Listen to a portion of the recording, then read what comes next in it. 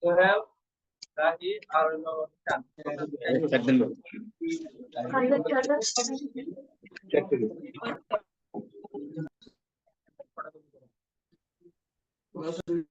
তাদের কাছে কপি আছে বাট ফাইলিং, ঠিক আছে। এখন একটা কাজ করতে পারেন, এক্সট্রাক্টর থেকে কে কোন ফাইল করছেন সেটা খুঁজে বের করা, সেটা রাখতে পারেন।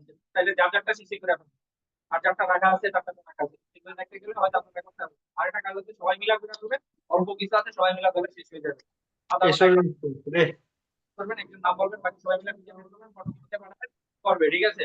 দুই তিনটা ফাইল যেগুলো আছে ডিস্ট্রিবিউট করে নিয়ে বসেন, ঠিক আছে। একজনের নাম বলেন, যেটা যেটা পাবে ফটো তুলতে হবে, এটা দিবেন, কথা বুঝছেন।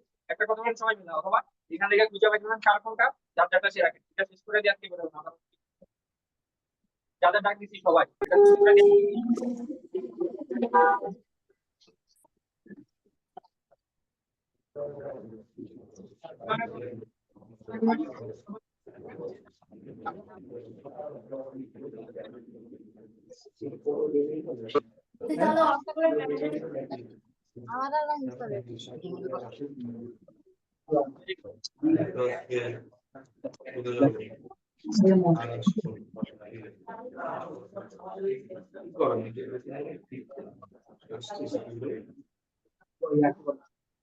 ডকুমেন্ট না আসে না।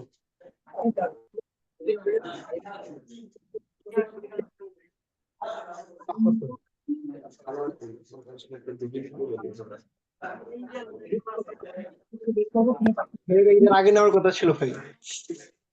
ঠিক আছে।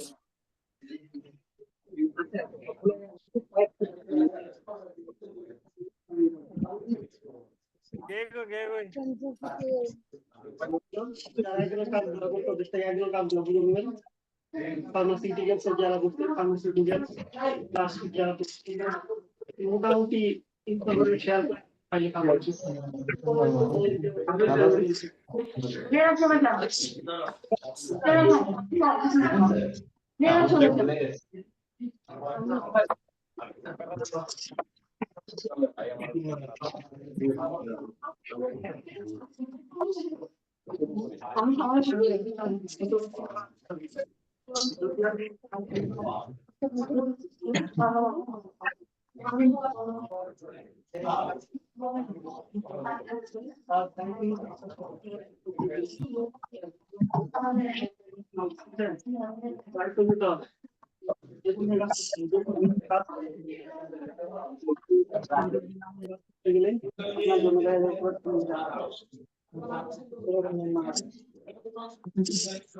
ভালো কথা বলছি না মেয়েরা আমাদের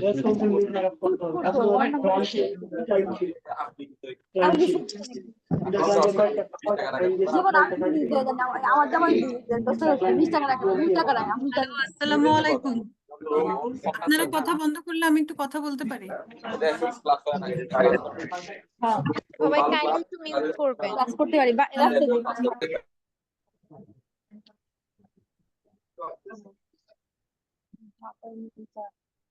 একটু সবাই মিউট করেন। ওকে, ঠিক আছে মামুন ভাই, থ্যাংক ইউ। কেমন আছেন সবাই? আলহামদুলিল্লাহ ভালো আছি। ম্যাডাম আপনি কেমন আছেন? আলহামদুলিল্লাহ আলহামদুলিল্লাহ। তো আমরা তো আজকে 1.5 ঘন্টার ক্লাস, মানে একটা ক্লাস। সো আমি প্রথমেই একটু, যেহেতু লাস্ট ক্লাসেই বলে দিয়েছি ক্লাসের রুলসটা, প্রথমেই হচ্ছে চ্যাপ্টার 1-এর যদি কোনো কোশ্চেন থাকে সেটা আগে আমি অ্যান্সার করব। একটু দেখেন কার কি কোশ্চেন আছে, আর ইন দ্য মিন টাইম অন্যরা জয়েন করুক, আমরা চ্যাপ্টার 2টা শুরু করব, ঠিক আছে? চ্যাট বক্সে লিখতে পারেন, এমনিতেও কোশ্চেন করতে পারেন। সো একটু দেখেন কোনো কোশ্চেন আছে কিনা, দেন আমরা হচ্ছে চ্যাপ্টার 2-তে যাবো ইনশাল্লাহ।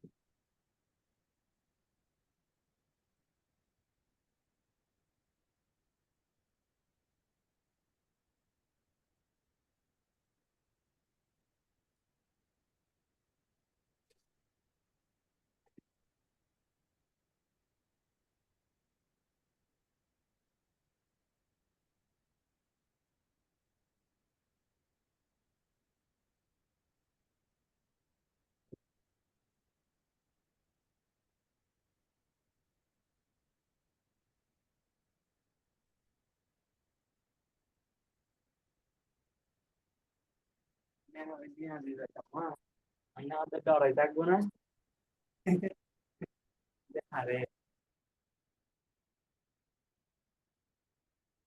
একটু কোশ্চেন এক্সপেক্ট করছি সবার কাছ থেকে। আপনারা কি চ্যাপ্টার 1টা গো থ্রু করেছিলেন লাস্ট ক্লাস হওয়ার পরে, বা ইন দ্য মিন টাইম আর সুযোগ পেয়েছেন? মাজিদুল, ভিডিও অফ করে রাখতে পারেন, নট নেসেসারি ভিডিও অন করতে হবে, ওকে?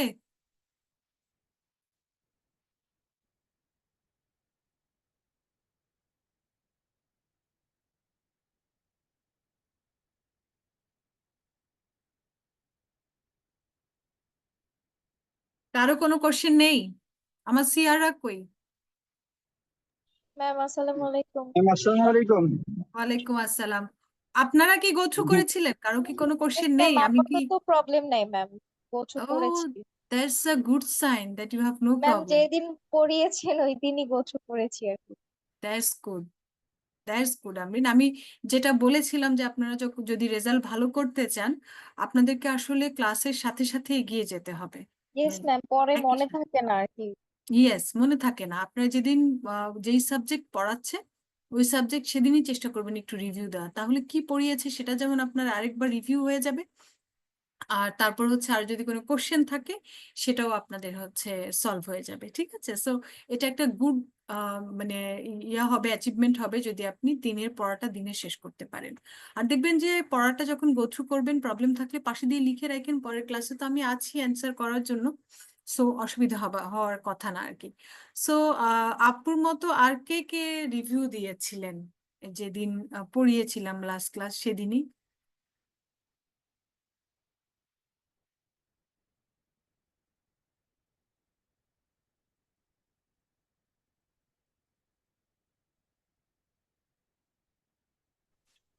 ম্যাম আপনার এই ক্লাসগুলো ম্যাম অনেক আগে থেকেই দেখে আসতেছি, ইউটিউব থেকেও দেখেছি। যখন আমি মানে ক্লাস শুরু হওয়ার আগে থেকে এগুলো সম্পর্কে ধারণা নিয়েছি, এখন আবার আপনার ক্লাস দেখার পর আরো বিষয়টা আরো ক্লিয়ার হয়ে গেছে। ও, দ্যাটস গুড। এটা আবার আরেকটা ভালো সাইন যে অলরেডি সে গো থ্রু করেছে হৃদয়, এবং এই ক্লাস দেখার ফলে তার সেকেন্ড রিভিউ যেটা বলি আমরা, সেকেন্ড রিভিউটা হয়ে গিয়েছে। So that's a good sign যে আপনার সেকেন্ড রিভিউটা হয়ে গিয়েছে, so that you can easily মানে take preparation for the exam and sit for the exam. Okay? জি ম্যাম। তো জি ম্যাম। ইনশাল্লাহ ঠিক আছে। তাহলে যদি কারো প্রবলেম না থাকে আমরা চ্যাপ্টার 2-তে ম্যাম যাই। জি, একটা কি কোশ্চেন করতে পারি? কোশ্চেন করার জন্যই, উত্তর দেওয়ার জন্যই বসে আছি সাদিয়া, আচ্ছা ম্যাম, প্লিজ। আপনি গত ক্লাসে বলেছিলেন, আমি তো বুঝতে পারিনি যে ক্যাশ ইনসেনটিভের অডিট করলে প্র্যাকটিশনার কারা, তারপর আচ্ছা, হচ্ছে এটা হচ্ছে ক্যাশ ইনসেনটিভের অডিটে প্র্যাকটিশনার আপনারাই, যারা আপনারা ফার্মে থেকে যারা মানে আমরা সার্ভিসটা দিচ্ছি, আমরা হচ্ছে প্র্যাকটিশনার অডিট ফার্মটা। তারপর ইন্টেন্ডেড ইউজার হচ্ছে ব্যাংক, আর রেসপন্সিবল পার্টি হচ্ছে যে ক্লায়েন্টের ফাইলটা আপনারা দেখছেন, রাইট? যে ক্লায়েন্টের ফাইলটা দেখছেন তারা হচ্ছে রেসপন্সিবল পার্টি, কারণ তারাই আপনাকে ডকুমেন্টস প্রোভাইড করছে, তারাই আসলে সুইটেবল ক্রাইটেরিয়া মেনটেন করে ফাইলটা ঠিকঠাক মতো দিচ্ছে কিনা সেটা আপনারা চেক করবেন। এবং আলটিমেটলি ক্যাশ ইনসেনটিভ দেয় কে? ব্যাংক। সো ইন্টেন্ডেড ইউজার হচ্ছে ব্যাংক, আপনি যদি সার্টিফাই করেন দেন হচ্ছে ব্যাংক এই ক্যাশ ইনসেনটিভটা ওই পার্টিকে দেয়। ক্লিয়ার? জি ম্যাম। ওকে, সো আমরা তিনটা পার্টি, কিন্তু যে কোনো ধরনের অ্যাসুরেন্স এঙ্গেজমেন্টে you can find 3 party, you can find a suitable criteria, you can find a subject matter, you should issue a written report, you should obtain sufficient evidence. So এই 5টা criteria any kind of আপনার service যেটাই দেন না কেন অ্যাসুরেন্সের। আমি একটু কো-হোস্ট আজাদ, আজাদ আপনি একটু বাকিদেরকে একটু মিউট করে দিন, সাইড সাউন্ড গুলো খুব মানে ক্লাসে খুব ডিস্টার্ব করছে। হ্যাঁ আজাদ? ম্যাম সালাউদ্দিন শিপন ভাইয়াকে দিয়ে দেন, উনি আহ, সবাইকে মিউট করে দিবেন। আচ্ছা, সালাউদ্দিন কই দেখি একটু। আসসালামু আলাইকুম। জি জি, সালাউদ্দিন আপনি দাঁড়ান আপনার। জি ম্যাম, আমি আজকে একটু লেট করে ফেলছি, মানে ফার্ম থেকে হ্যাঁ, বের আমি হইতে একটু মেক লেট কো হয়ে গেল। হোস্ট দিয়ে দিচ্ছি। জি জি ম্যাম। ওকে, একটু দেখেন, হ্যাঁ সাউন্ড গুলো আমাদের আসলে ক্লাস তো এমনিতেও অল্প সময়ের মধ্যে, আর মাঝখানে সাউন্ড হলে না একদম কনসেন্ট্রেট করা যায় না। হ্যাঁ ভাইয়া, একটু দেখেন। ঠিক আছে, সো আমরা যেটা বলছিলাম, আপুদের একটা কোশ্চেন ছিল সেটা অ্যান্সার করেছি, আর অন্যদের কোশ্চেন নেই। একজন অলরেডি গো থ্রু করেছে, আরেকজন বললো যে ভিডিও ক্লাস অলরেডি দেখেছে, সো এটা আসলে সেকেন্ড রিভিউ। সো আমি সবাইকে রিকোয়েস্ট করব, আজকেও যেরকম আমি সেকেন্ড চ্যাপ্টারটা নিব, চেষ্টা করবেন ইফতারের পরে নামাজ টামাজ, মানে ইফতারের পরে একটু রেস্ট নিয়ে, আবার তারাবি হচ্ছে 8টার দিকে, 8টা বা 8:15টার দিকে, এই ফাঁকে যদি একটু রিভিউ দিতে পারেন গুড। অথবা তারাবি পড়ে এসে আরো অল্প একটু কিছু খেয়ে টেয়ে পানি টানি বেশি করে খেয়ে আধা ঘন্টা একটু রিভিউ দিলেন আজকে আমি কি পড়ালাম। সো এইভাবে যদি একটু নিজের নিজের মতো করে যদি একটু সময় বের করে নেন, একটু রিভিউ করে নেন, তাহলে হচ্ছে পরবর্তীতে আর মাথায় থাকবে যে হ্যাঁ কি পড়িয়েছে কি। আর আপনি যদি আজকে স্কিপ করেন তাহলে দেখবেন যে কালকেও ইচ্ছে করছে না বসতে, তারপরের দিনও ইচ্ছে করছে না, তারপর দেখবেন যে আমি কি পড়িয়েছি আসলে পুরোটাই ভুলে যাবেন। ঠিক আছে, তো সবাইকে রিকোয়েস্ট করবো যার যার কনভেনিয়েন্ট টাইমটা একটু বের করে obviously you should review the classes synopsis. Okay okay ma'am. Okay ma'am. Okay, so আমরা আজকে চ্যাপ্টার 2-তে যাচ্ছি। This is process of assurance obtaining an engagement. আমরা লাস্ট ক্লাসে চ্যাপ্টার 1-এ যেটা পড়েছিলাম সেটা ছিল একদমই বেসিক আমাদের কিছু কনসেপ্ট, বেসিক কিছু ডেফিনেশন, অ্যাসুরেন্স কি, অডিট কি, স্কোপ কি, ট্রু অ্যান্ড ফেয়ার ভিউ কি, প্রফেশনাল স্কেপটিসিজম কি, প্রফেশনাল জাজমেন্ট কি।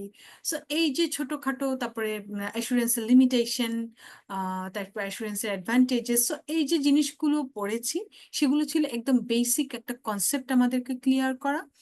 Now we are entering to the process of audit actually. আমরা যে কোনো কাজ শুরু করার আগে আমরা হচ্ছে অ্যাপয়েন্টেড হই, তারপরেই তো কাজ শুরু করি, রাইট? আর কাজ শুরু করার সময় আমাদের ফার্ম থেকে আমাদেরকে এঙ্গেজ করে ভায়া অ্যান এঙ্গেজমেন্ট লেটার, যেটা কিনা 210 ইন্টারন্যাশনাল স্ট্যান্ডার্ড অফ অডিটিং আইসার 210-তে এই জিনিসটার কথা বলা আছে যে আমাদেরকে অবশ্যই এঙ্গেজমেন্ট লেটার দিয়ে আমাদেরকে অডিটটা শুরু করতে হবে ফর্মাল প্রসেসে। ঠিক আছে, সো আমরা সেটা আজকে দেখব কি আছে না আছে। এমনি আমি আপনাদের কাছে জেনারেল কোশ্চেন, যে আপনারা কি জানেন আমরা আসলে অডিটটা যে পাই, এক একটা ফার্মকে যে অডিটটা দেওয়া হয় এক একটা কোম্পানির, সেটার আসলে প্রসেসটা কি, কিভাবে অডিটটা আপনারা অ্যাপয়েন্টেড হন, প্রসেসটা কি, এনি আইডিয়া? আপনারা আপনাদের মতো শেয়ার করেন, obviously I will correct it. Ma'am, ফার্স্টে তো অ্যাপয়েন্টমেন্ট লেটার দেয় আর কি অডিটরকে। অ্যাপয়েন্টমেন্ট লেটার তো আপনাকে এসে দিয়ে যাবে না, তার আগে তো প্রসেস আছে, সেটাই জানতে চাচ্ছি। ম্যাম ম্যাম আমরা এক্সপ্রেশন অফ ইন্টারেস্ট পাঠাই। টিপু প্লিজ। ম্যাম আমাদের ম্যাম আমরা নিয়ে আগে কনসিডার করে আমরা হচ্ছে যা আমরা কিছু ফার্ম হচ্ছে ওই ক্লায়েন্টের ইন্টারেস্ট পাঠাই। তো এজিএম এ যাওয়ার পরে ওনার হচ্ছে গিয়া সেইটা অ্যাকসেপ্ট করলে পরে ওনারা আমাদেরকে একটা অ্যাকসেপ্টেন্স লেটার দিবে, ওকে, তারপরে কি আমরা এঙ্গেজমেন্ট লেটারটা ওনাদেরকে দেই। ইয়েস। সো এটা একদমই ছোট একটা কমন প্রসেস। তারপর আমি আরেকটু সুন্দর করে বলি, এটা কেউ কেউ প্রপোজাল বলে, কেউ কেউ ইউআই বলে। সো এক একজন এক একটাতে, অর্থাৎ আমি একটা অর্গানাইজেশন, সেফর আমি একটা অর্গানাইজেশন, আমি আমার অর্গানাইজেশন অডিট করাতে চাই। সো আমি এরকম আসলে আমার কোয়ালিটি মেনটেন করে আমার বাজেটের মধ্যে আমি মানে ম্যানেজ করতে পারবো এরকম অর্গানাইজেশন বা অডিট ফার্ম আমি খুঁজি। কারণ অনেক সময় দেখা যায় যে কিছু কিছু অর্গানাইজেশন ছোট, তারা আসলে অনেক ফি অ্যাফোর্ড করতে পারে না, তো তারা দেখা যায় আর এই চ্যাকনাবিন এদেরকে দিয়ে করাতে পারছে না। বাট তারপরও সবার বাজেট অনুসারে কি ধরনের কোয়ালিটি চাই, সেই কোয়ালিটি অনুসারে তারা কিছু ফার্মকে নক করে যে আপনারা আপনাদের এক্সপ্রেস অফ ইন্টারেস্ট অথবা প্রপোজালটা পাঠান আমাদের অর্গানাইজেশনের অডিট করার জন্য। অর্গানাইজেশনও কিছু ইনফরমেশন দেয় যে কি অডিট ভলিউম কেমন বা কি কিছু ইনফরমেশন, বেসিক ইনফরমেশন গুলো দেয়, সেগুলোর বেসিসে ফার্ম গুলো কোট করে। ওকে, সেই কোটেশনের বেসিসেই হচ্ছে তাদের এজিএম এ এটা ডিসাইড হয় যে কোন অডিট ফার্মটাকে তারা কাজ দিবে, যেটা কিনা তাদের বাজেটের মধ্যে আছে, বা অডিট ফার্মগুলোর প্রোফাইল দেখে তাদের বিভিন্ন যাদেরকে মানে নিয়োগ দিবে বা যারা অডিট করবে সম্ভাব্য এস্টিমেটেড টিমটা দেখে সবকিছু যাচাই বাছাই করেই কিন্তু সিলেক্ট করা হয়, এবং তাদের মাঝ থেকেই অডিটর নিয়োগ করে মানে অ্যাপ্রুভ হয় আগে, তারপর হচ্ছে অ্যাপয়েন্টমেন্ট লেটারটা অডিটরের কাছে যায়। কিন্তু এমনকি কখন শুনেছেন যে অ্যাপয়েন্টমেন্ট লেটার পাওয়ার পরও রিজেক্ট করতে পারে অডিট? জি ম্যাম শুনেছি। সো এটা একটা ব্যাপার আছে যে আমরা শুধুমাত্র অ্যাপয়েন্টমেন্ট লেটার পাওয়াই যে তাহলে আপনি হয়তো বলতে পারেন যে অ্যাপয়েন্টমেন্ট লেটার তাহলে তুমি এক্সপ্রেস অফ ইন্টারেস্ট দেখালা কেন যদি অডিট নাই করা হয়। আমরা এক একটা অডিট ফার্মে হিউজ পরিমাণ এরকম প্রপোজাল আসে অডিটের জন্য, রাইট? আমরা কি সব সময় একেবারে 100% সব ইনফরমেশন নিয়ে প্রপোজাল দেওয়ার সুযোগ পাই? আমরা বেসিক না কিছু ম্যাম, ইনফরমেশন নিয়ে প্রপোজাল দেই, প্রপোজাল দিলাম, আমি অ্যাপয়েন্টেডও হলাম, বাট অ্যাপয়েন্টেড হওয়ার পরে আরো কিছু চেক অ্যান্ড ব্যাক করতে গিয়ে বা কিছু যে সোর্স অফ ইনফরমেশন কারো কাছ থেকে কিছু জিনিস ইনফরমেশন নিতে গিয়ে আগের বছর অডিটরের সাথে কথা বলতে গিয়ে দেখলাম যে এমন কিছু ব্যাপার আছে যেগুলো আসলে আনঅ্যাভয়েডেবল, বা আমি আমার অডিট ফার্মে এই ধরনের রিস্ক গুলো মিনিমাইজ করে বা এই প্রসেসটাকে অ্যাভয়েড করে আমি অডিট করা আমার জন্য ডিফিকাল্ট হয়ে যাবে।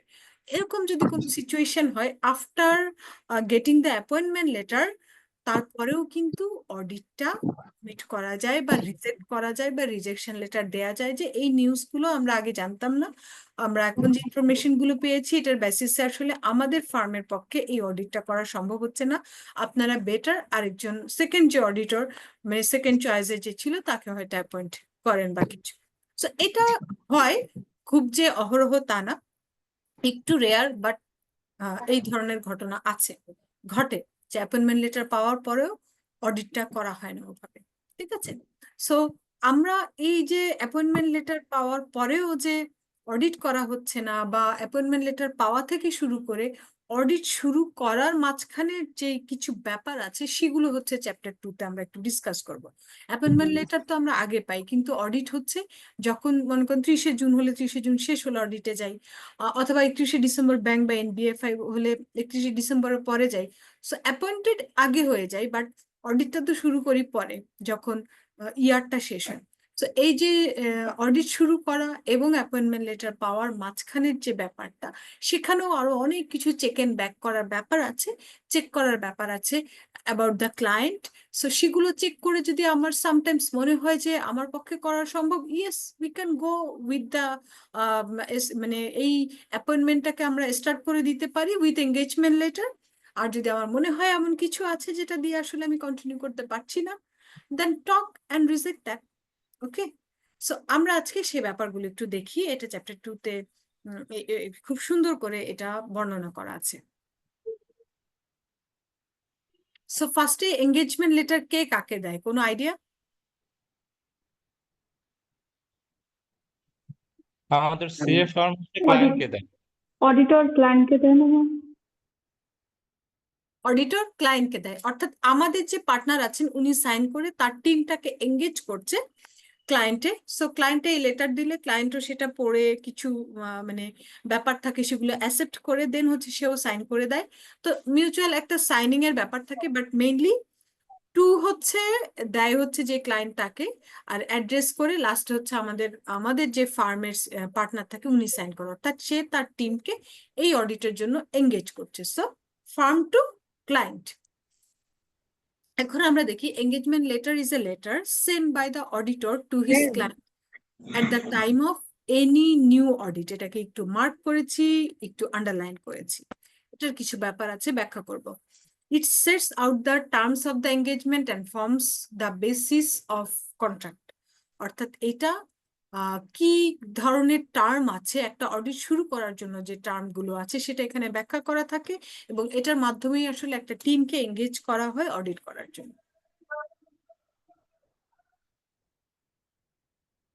সো অ্যাপয়েন্টমেন্ট কনসিডারেশন একটা ব্যাপার আছে। অ্যাপয়েন্টমেন্ট কনসিডারেশনটা কি? অ্যাপয়েন্টমেন্ট তো আমি পেয়ে গেলাম, তারপরেও কিছু ব্যাপার আছে যেগুলো আমাকে কনসিডার করতে হয়। ধরেন একটা ব্যাংক অডিট আমি করব, আমি একটা ব্যাংক অডিট পেয়েছি। সো এই ব্যাংক অডিটে নর্মালি যদি সরকারি ব্যাংক হয় 60টা ব্রাঞ্চ অডিট করতে হয়। কয়টা? 60টা। একটা অডিটর না, দুইটা অডিট ফার্ম নিয়োগ দেয়। তো এক একটা অডিট ফার্মের ভাগে 30টা ব্রাঞ্চ পড়ছে, এক একটা ব্রাঞ্চে মিনিমাম 2 থেকে 3% আপনাকে নিয়োগ দিতে হবে। তো 2 থেকে 3 হলে আপনি 30টা ব্রাঞ্চে কত, হয়তো এট এ টাইমে না, বা এট এ টাইমে হয়তো সবগুলো ব্রাঞ্চ একসাথে শুরু করে না, বাট 10টা 11টা 12টা শুরু করে দিতে হয়। মনে করেন আমি 12টাই শুরু করলো এট এ টাইমে, 12 3 12 36, তারপরে হেড অফিসে একটা 8-10 জনের বিশাল টিম বসছে, তার মানে কি এতে ম্যাডামরা দেন 50%। সামনে দিব, ম্যাডাম সুন্দর কম না। ওকে, সো যেটা বলছিলাম যে আমার অ্যাট এ টাইমে 50% একটা অ্যারেঞ্জমেন্ট থাকতে হয়, একদম মিনিমাম। একটা ব্যাংক অডিট শুরু করতে অ্যাট এ টাইমে 50 স্টুডেন্টের একটা রিকোয়ারমেন্ট থাকে। If you don't have that much student, 500 টাকা দেন আপনার ফার্মটা যে কোনো যদি একজন। ছোট হয়, সায়েম প্লিজ। সো আপনার ফার্মটা যদি ছোট হয়, বেশি ডিস্টার্ব করলে সারাদিন আপনি ওয়েটিং রুমে পাঠাই দেন। সো আমাদের যদি ফার্মটা ছোট হয়, আমরা দেখা যায় যে এত স্টুডেন্ট এট এ টাইম থাকে না। আর আপনি এট এ টাইমে এতগুলো স্টুডেন্টকে এক জায়গায় এঙ্গেজ করলে আপনার কি আর কোনো অডিট নাই, আর কোনো কাজ নাই, সেগুলো তাহলে কিভাবে উঠবে? সো আমি অনেক কিছুই আমাকে বিবেচনা করতে হয়। আমি হয়তো অনেক সময় হয় না যে আমার ক্যাপাসিটি ক্যাপাবিলিটি কতটুকু আছে, আমি সেটা যাচাই বাছাই পুরোপুরি না করেই কিন্তু মানে অ্যাপয়েন্টমেন্টের জন্য আমি মানে ইউআই পাঠিয়ে দিয়েছি। ঠিক আছে, আমি হয়তো সবকিছু কনসিডার করিও না, বাট ইউআই পাঠিয়ে দেওয়ার পর অ্যাপয়েন্টেড হওয়ার পর আমি চিন্তা করলাম, আমি তো ভাবি নাই যে আমি পাবো, হয়তো আমার বাজেট বা সবকিছু মিলিয়ে ওই ক্লায়েন্টের পছন্দ হয়েছে, বাট এখন আমি চিন্তা করতে বসলাম আসলে এই অডিটটা করার জন্য আমার প্রফেশনালি কোয়ালিফাইড লোকজন আছে কিনা। আপনারা তো জানেন যদি ব্যাংক অডিট করতে হয়, ব্যাংক অডিটটা একটু ডিফারেন্ট টাইপের অডিট অন্যান্য অডিটের চাইতে। সো সিনিয়র যারা থাকে তাদের যদি ব্যাংক অডিট করার এক্সপিরিয়েন্স আছে আগে না থাকে, রিস্ক গুলো কি ধরতে পারবে তারা ব্যাংকের? No ma'am. প্রবলেম গুলো কি আইডেন্টিফাই করতে পারবে? ব্যাংকের প্রবলেম মানে ব্যাংক অডিটের রিস্ক এরিয়া, কাজের ধরন একটু ডিফারেন্ট অন্যদের চাইতে। এখানে যদি আগে কাজ করা কেউ যদি এখানে সিনিয়র হিসেবে না থাকে, মানে যারা গাইড করবে ওই লেভেলে যদি এমন কেউ না থাকে যে আগে কখনোই ব্যাংক অডিট করে নাই, একেবারে মনে করেন যে অবস্থা খারাপ, ওই অডিট ঠিক মতো উঠবেই না। উপরন্তু ওই ফার্মের নামে দেখবেন যে মানে কমপ্লেইন আসছে। সো প্রফেশনালি কোয়ালিফাইড আছে কিনা আমার টিমে যারা কিনা এটাকে সুপারভাইজ করবে, আমার যে রিসোর্স আছে স্টুডেন্ট রিসোর্স আছে সেটা কি এডুকেট কিনা এই অডিটটা করার জন্য, পর্যাপ্ত পরিমাণ স্টুডেন্ট আছে কিনা, যেটা বললাম একটা টাইমে 50 স্টুডেন্টের দরকার হচ্ছে আমার হয়তো। অবটেইন রেফারেন্স, আমি হচ্ছে বিভিন্ন জায়গা থেকে অ্যাপয়েন্টমেন্ট পাওয়ার পরেও আমি বিভিন্ন জায়গা থেকে রেফারেন্স কালেক্ট করব। তাদের ব্যাংক হতে পারে, তাদের মানে সলিসিটর বা ল ফার্ম হতে পারে, অর্থাৎ কানেকশন যেখানে যেখানে আছে ক্লায়েন্টের সেখানে সেখানে আমি ইনফরমেশন নিব।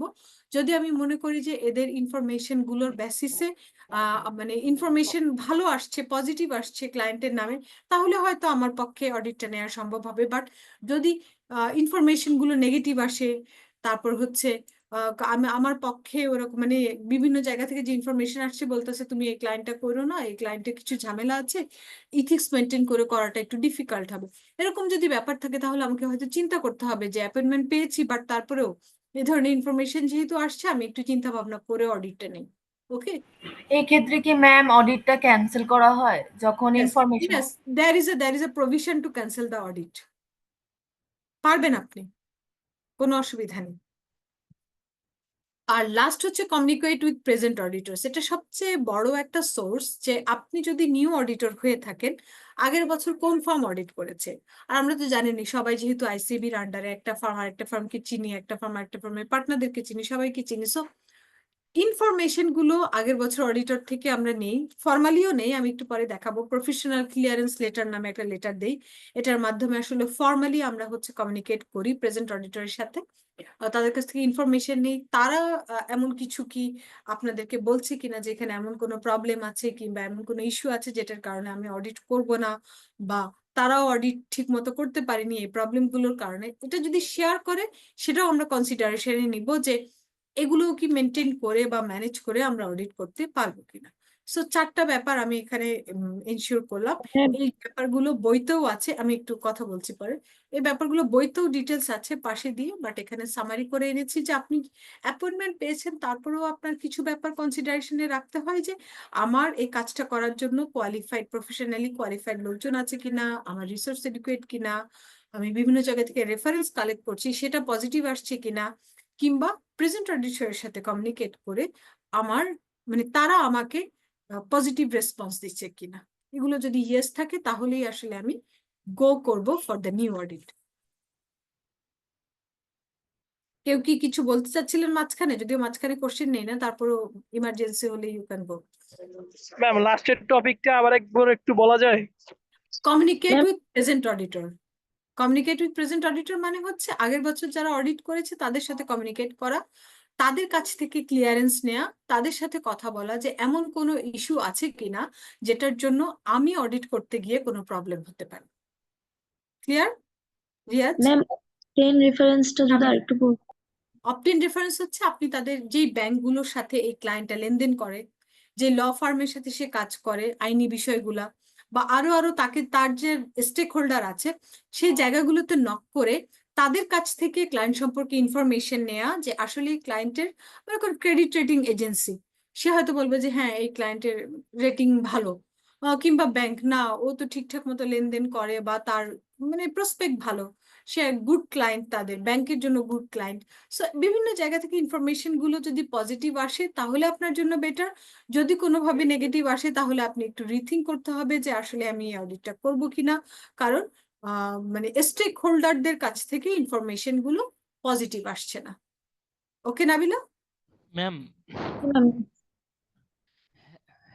ম্যাম যদি পরবর্তী ফার্মটা যদি ওই ইয়েগুলো চেক করে তাহলে কেমনে, মানে কোন ফার্ম অডিট করবে ওই কোম্পানিটা?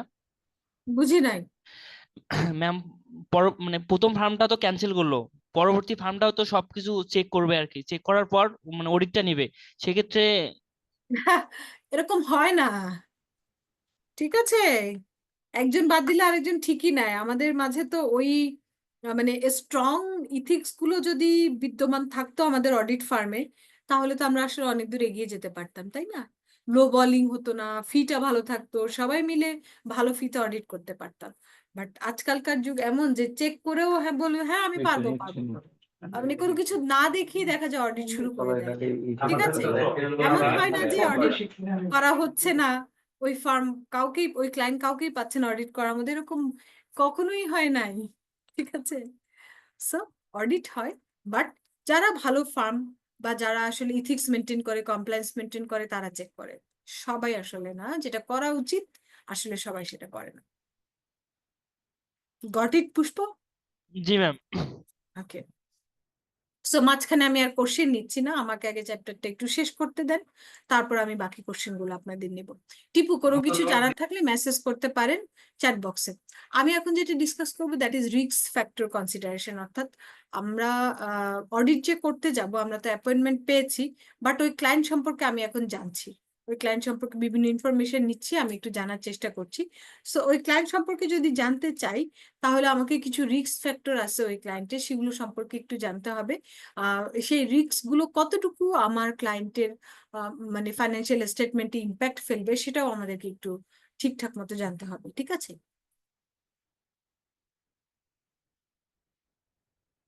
দুটো টাইপের রিস্ক এখানে দেখা যাচ্ছে, একটা হচ্ছে হাই রিস্ক আর একটা হচ্ছে লো রিস্ক। প্রথমেই দেখেন পুওর রিসেন্ট ফরকাস্ট পারফরমেন্স। আপনি একটা ক্লায়েন্টের অডিট করলেন, সেখানে তাদের ফাইন্যান্সিয়াল স্টেটমেন্টে দেখলেন যে তাদের যে প্রফিট অ্যান্ড লস আছে সেখানে লাস্ট ইয়ারে লস, তার আগের বছরে লস, তার আগের বছরেও লস, মানে হিউজ টাইম ধরে তারা লস কন্টিনিউ করছে।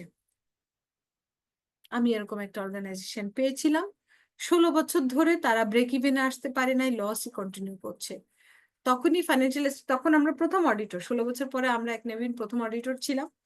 চেক করতে গিয়ে দেখি যে না, এদের অবস্থা তো খারাপ, এরা আসলে খুব বেশি দিন টিকতে পারবে না মার্কেটে।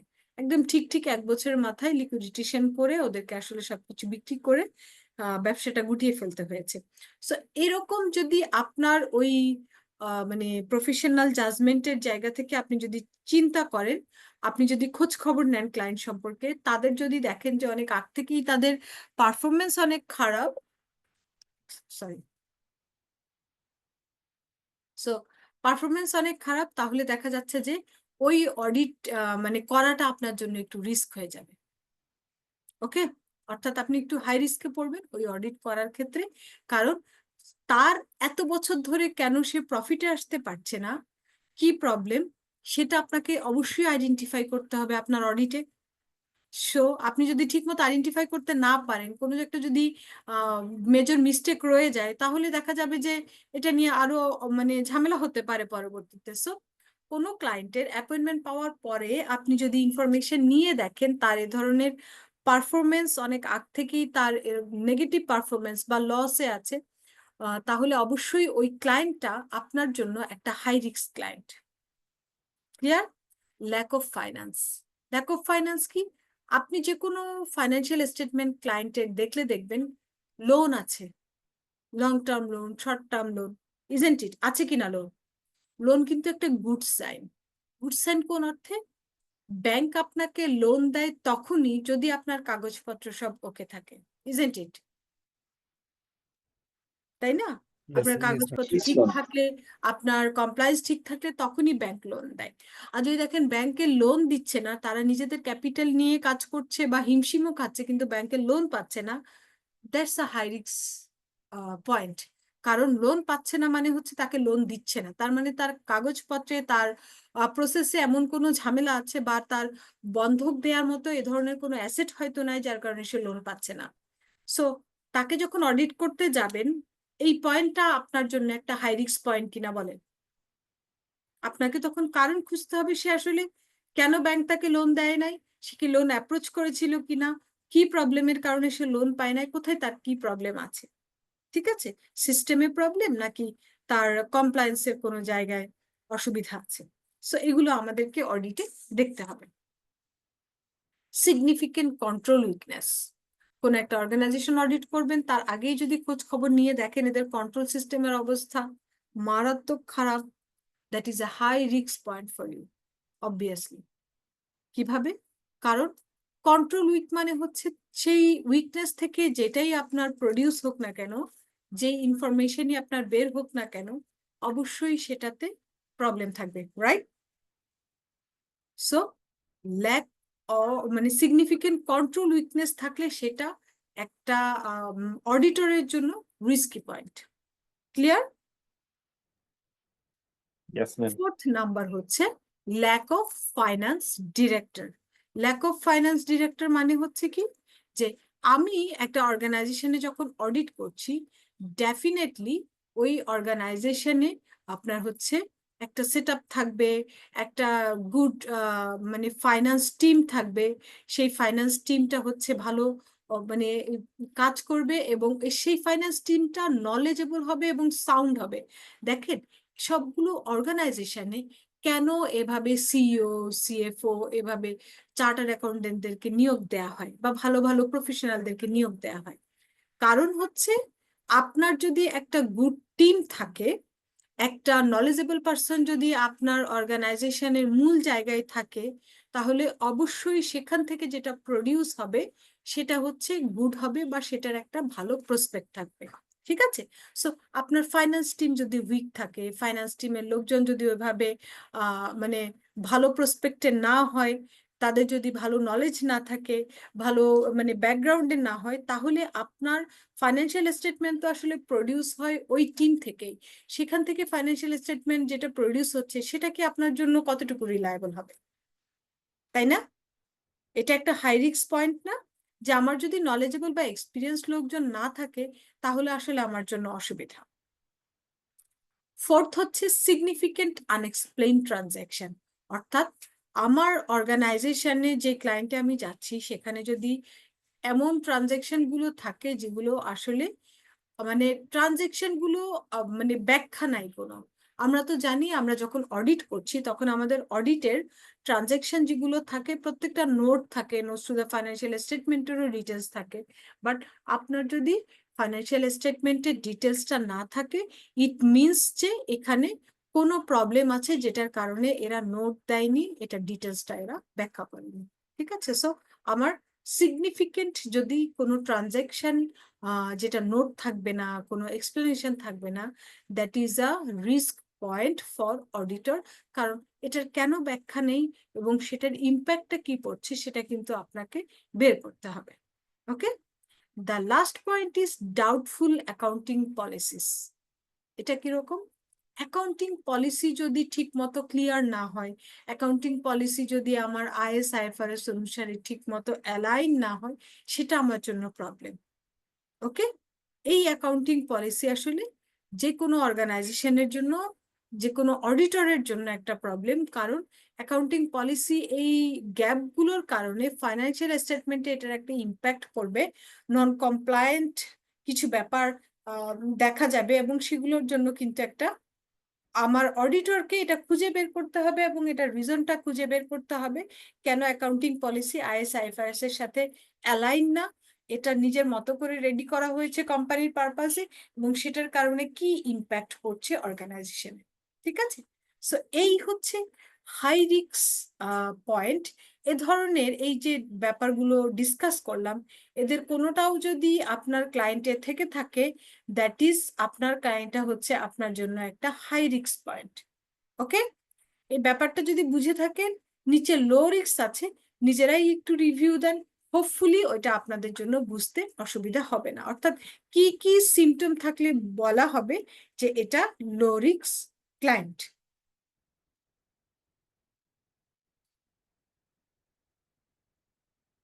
একটু নিজেরাই একটু দেখেন।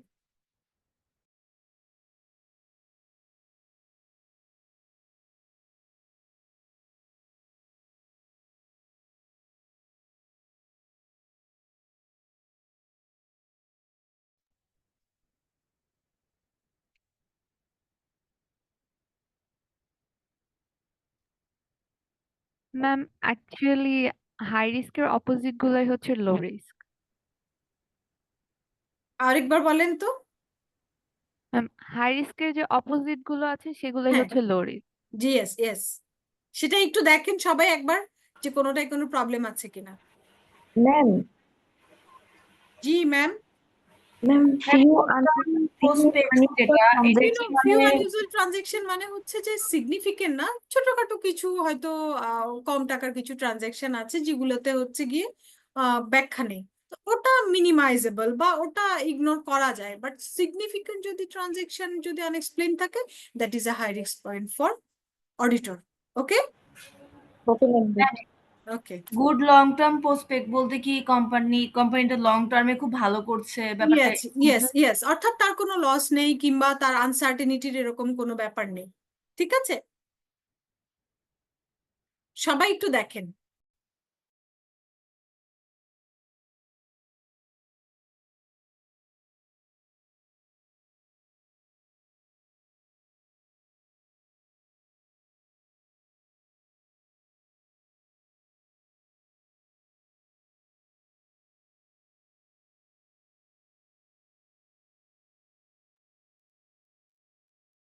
একটু দেখেন আর কারো কোনো কোশ্চেন আছে কিনা।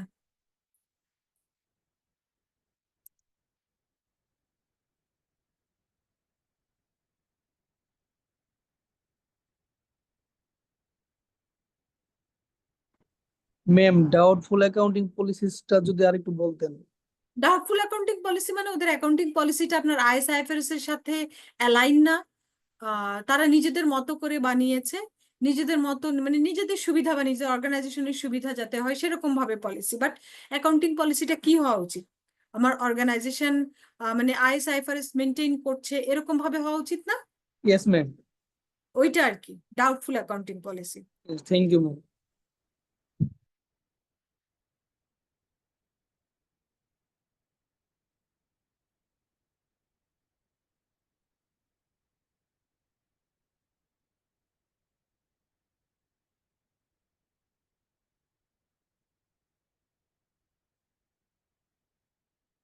So clear?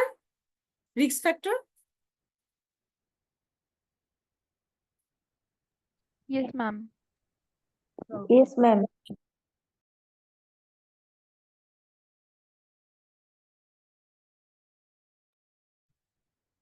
এটা হচ্ছে sources of information about new client, অর্থাৎ আমি তো একটা ক্লায়েন্টের অডিট পেয়েছি, অ্যাপয়েন্টমেন্ট লেটার পেয়েছি, অডিট করব, তার ইনফরমেশনের জন্য সোর্স কি কি, অর্থাৎ আমার নিউ ক্লায়েন্টের ইনফরমেশন যদি আমি চাই, আমি কার কার কাছ থেকে কিভাবে ইনফরমেশন গুলো পেতে পারি, সেই সোর্সগুলো নিয়ে আমরা একটু ডিসকাস করি। প্রথমেই হচ্ছে ইনকোয়ারিজ অফ আদার সোর্সেস, অর্থাৎ ওই যে যেটা বলছিলাম যে অবটেন রেফারেন্স, যে ব্যাংকার, সলিসিটর কারা আছে, কে আছে, সেগুলো একটু আপনারা যখন ইনফরমেশন গুলো নিবেন, ইনকোয়ারি করবেন, তখনই আসলে ওদের কাছ থেকে ক্লায়েন্টের একটা গুড মানে ইনফরমেশন পেয়ে যাবেন। কারণ ব্যাংক, সলিসিটর এরা আসলে আপনার মানে যেহেতু সমস্ত লিগাল পেপারস বা সবকিছু এদের কাছে জমা দেওয়া হয়, এরা কোম্পানি সম্পর্কে বেশ ভালো ইনফরমেশন রাখে। সো আপনি যখন এগুলো খুঁজবেন বা আপনি যখন ইনফরমেশন গুলো চাইবেন ব্যাংকের কাছে বা সলিসিটরের কাছে, আপনি একটা গুড ইনফরমেশন পাবেন এবং সেখান থেকে আপনি ক্লায়েন্ট সম্পর্কে আপনি ডিসিশন নিতে পারবেন বা ক্লায়েন্ট সম্পর্কে আপনার জানা মানে অনেক যেটাই জানতে চান মোটামুটি ইনফরমেশন গুলো পাওয়া যাবে। তবে এমনিতে ব্যাংক অথবা সলিসিটর ইনফরমেশন দিবে না। অবভিয়াসলি আপনাকে হচ্ছে অ্যাপয়েন্টমেন্ট লেটারটা দেখাতে হবে যে দেখেন আমি এই ক্লায়েন্টের অ্যাপয়েন্টমেন্ট লেটার পেয়েছি, সো আমি হচ্ছে এখন মানে ওই অ্যাপয়েন্টমেন্ট লেটারের মানে বদলতেই আর কি আমি অডিটর হিসেবে আপনাদের কাছ থেকে ইনফরমেশন গুলো জানতে চাচ্ছি। ঠিক আছে। সেকেন্ড হচ্ছে আর কোথা থেকে ইনফরমেশন পাবেন, রিভিউ অফ ডকুমেন্টস। তার যদি সে যদি লিস্টেড হয় বা তার ওয়েবসাইটে যদি তার ইনফরমেশন গুলো অ্যাভেলেবেল থাকে, অ্যাকাউন্টস অ্যাভেলেবেল থাকে, অ্যানুয়াল রিপোর্ট অ্যাভেলেবেল থাকে, so you can get information from that. তারপরে সে যদি লিস্টেড হয়, বিসেকের কাছে লিস্টিং পার্টিকুলার্স আছে, সেখান থেকে আপনি জানতে পারবেন। ক্রেডিট রেটিং এজেন্সির সাথে যদি যুক্ত হয়, সেখান থেকে একটা ইনফরমেশন আপনি পাবেন। সো আসলে ইনফরমেশন নেয়ার অনেকগুলো সোর্স আছে, বাট সেটা হচ্ছে আপনি কোন কোন সাইট থেকে বা কিভাবে ইনফরমেশন গুলো চান, কিভাবে নিতে চান, এইভাবে আপনি ইনফরমেশন গুলো নিতে পারবেন। ওকে। ম্যাম একটা কোয়েশ্চেন সলিসিটর মানে যদি হচ্ছে করি। যে আইনি লয়ার, হ্যাঁ। তারপরে ম্যাম হচ্ছে এই আরেকটা হচ্ছে প্রিভিয়াস অ্যাকাউন্টেন্ট বা অডিটর। এটা অলরেডি আমি বলেছি যে প্রিভিয়াস অ্যাকাউন্টেন্ট বা অডিটরের কাছ থেকে ইনফরমেশন ইজিলি পাওয়া যায়, বা তাদের সাথে যোগাযোগ করা হলে সেই ইনফরমেশন গুলো আপনার হচ্ছে আপনি পেয়ে যাবেন।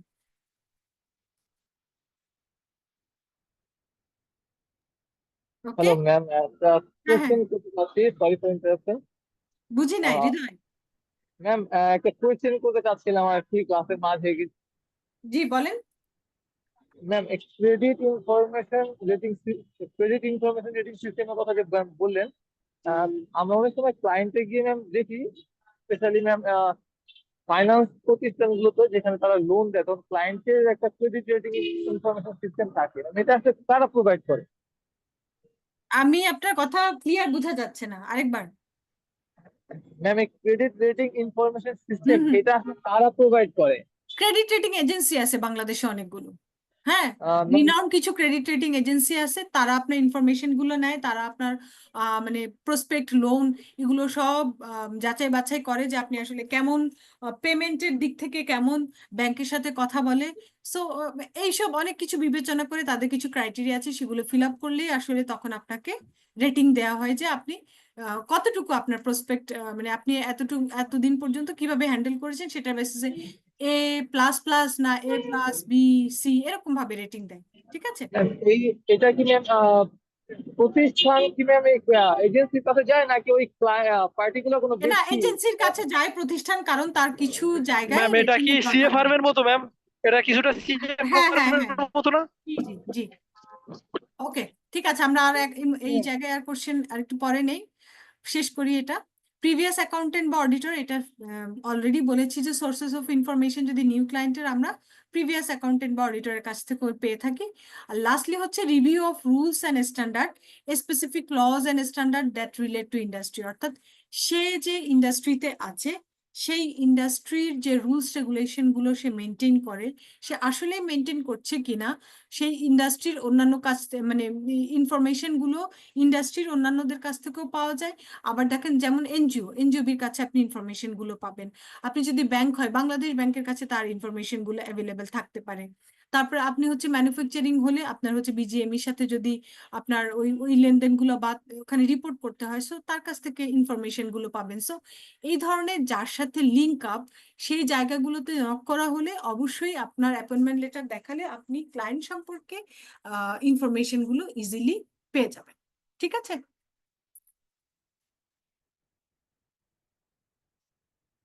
আর এটা হচ্ছে আমার প্রফেশনাল ক্লিয়ারেন্স লেটারের একটা ফরম্যাট, যেটা কিনা আমার প্রিভিয়াস অডিটরের কাছ থেকে এই প্রফেশনাল ক্লিয়ারেন্সটা নিতে হয়, আমরা নেই।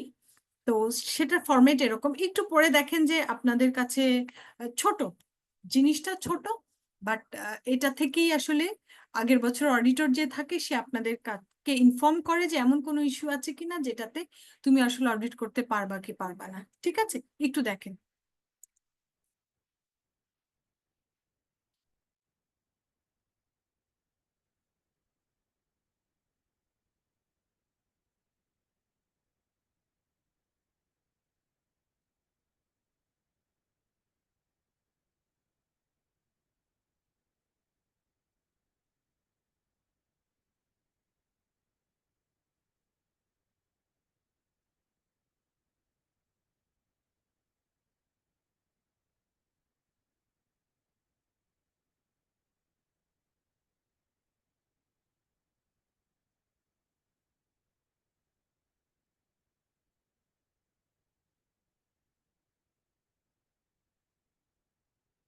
পবন দেবনাথ, কি?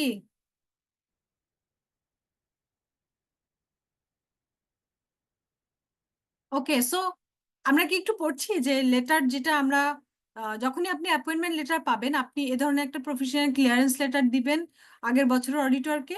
সে আপনাকে কনফার্ম করবে কোনো ইথিক্যাল ইস্যু আছে কিনা, বা আপনি কাজ করতে পারেন কি না পারেন এই ব্যাপারে কোনো গাইডেন্স আছে কিনা। ওকে। ম্যাম আমার একটা ছোট্ট প্রশ্ন। জি টিপু। ম্যাম আমরা হচ্ছে যে কখন এন্ড শব্দটা ইউজ করবো আর কখন এন্ডেড শব্দটা ইউজ করবো? এন্ডিং আর এন্ডেড। এন্ডিং এখানে অবশ্য আমি এন্ডেড লিখি নাই, এন্ডেড হবে এটা, ফাইন্যান্সিয়াল এন্ডেড। এন্ডেড Yes, হচ্ছে যদি শেষ হয়ে যায়, 30শে জুন yes, শেষ হওয়ার পরে যদি আপনি লিখেন তাহলে এন্ডেড, আর যদি 30শে জুন শেষ হবে এখনো শেষ হয়নি তখন হচ্ছে ending. yes, ma'am. Thanks.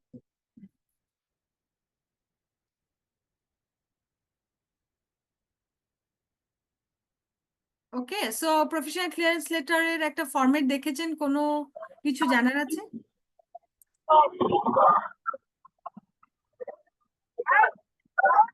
Ma'am তাহলে এটা আমরা আগের বছরের অডিটরকে অডিট করতে যাওয়ার আগে, হ্যাঁ নাবিলা। মানে আমরা অডিট করতে যাওয়ার আগে আমরা আগের বছরের অডিটরকে এটা পাঠাবো, প্রফেশনাল ক্লিয়ারেন্স লেটারটা। ইয়েস ইয়েস, তার কাছ আচ্ছা থেকে ম্যাম। একটা ক্লিয়ারেন্স নেওয়াটা জরুরি। একটা মিনিট আমাকে।